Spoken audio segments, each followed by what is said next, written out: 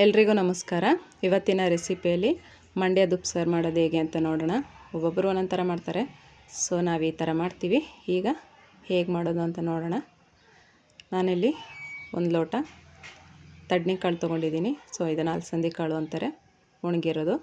ಹಾಗೆ ಅರ್ಧ ಲೋಟ ಹೆಸರು ಕಾಳು ತೊಗೊಂಡಿದ್ದೀನಿ, ಅರ್ಧ ಲೋಟ ಬೇಳೆ ತೊಗೊಂಡಿದ್ದೀನಿ. ಇದನ್ನು ತೊಳೆದು ಇವಾಗ ಇದು ಕಾಳು ಎಷ್ಟು ಬೇಯೋಕ್ಕೆ ನೀರು ಬೇಕು ಅಷ್ಟನ್ನು ಸೇರಿಸ್ಕೊಳ್ಳೋಣ. ಇವಾಗ ಸ್ವಲ್ಪ ಎಣ್ಣೆ ಸೇರಿಸ್ತಿದ್ದೀನಿ, 1 ಟೇಬಲ್ ಸ್ಪೂನಷ್ಟು. ಕಾಳು ಬೇಗ ಚೆನ್ನಾಗಿ ಬೇಯುತ್ತೆ ಅಂತ. ಇವಾಗ 2 ವಿಸಿಲ್ ಕೂಗಿಸ್ಕೊಳ್ಳೋಣ. ಇಲ್ಲಿ ನಾನು ಸೊಪ್ಪು ತೊಗೊಂಡಿದ್ದೀನಿ, ಕೀರೆ ಸೊಪ್ಪು. ಇಲ್ಲಿ ಈಗ ಕಾಳು ಬೆಂದಿದೆ ನೋಡಿ, ಕಾಳು ಚೆನ್ನಾಗಿ ಬೆಂದಿದೆ. ಇವಾಗ ಸೊಪ್ಪ ಕಟ್ ಮಾಡಿ ತೊಳೆದು ಇಟ್ಕೊಂಡಿದ್ದೀನಿ, ಇದನ್ನು ಹಾಕುತ್ತಿದ್ದೀನಿ.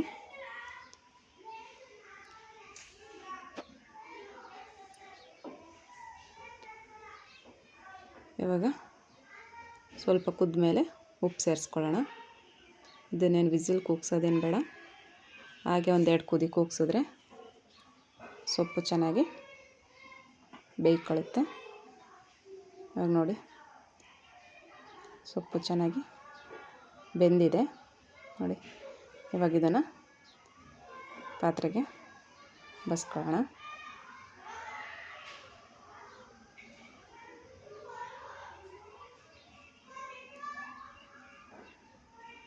ಇವಾಗ ಉಪ್ಸಾರು ಖಾರನ ರೆಡಿ ಮಾಡ್ಕೊಳ್ಳೋಣ.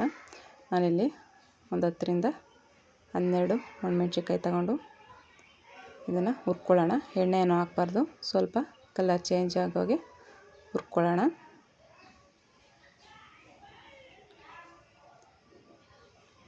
ಇವಾಗ ಹುರಿದಿದ್ದಾಗಿದೆ.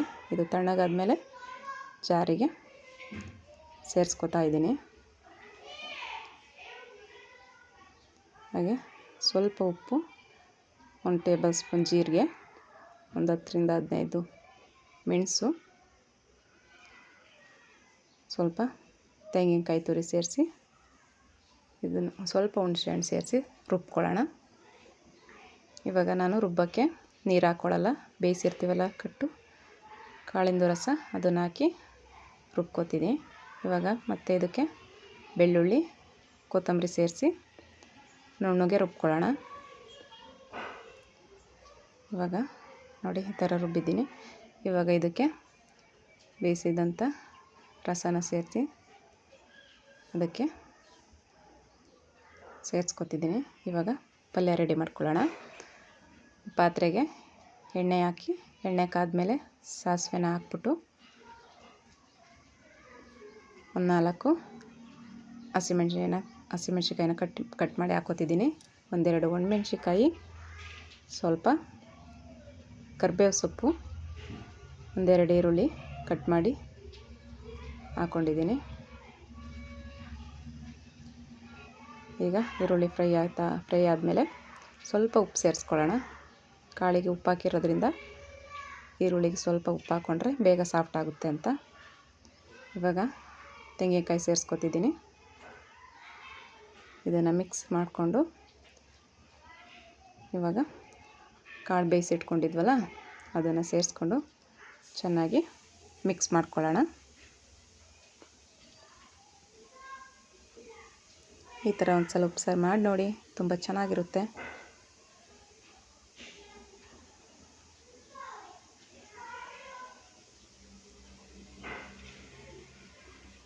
ಇವಾಗ ಪಲ್ಯ ರೆಡಿ ಆಯಿತು, ಸರ್ವ್ ಮಾಡ್ಕೊಳ್ಳೋಣ.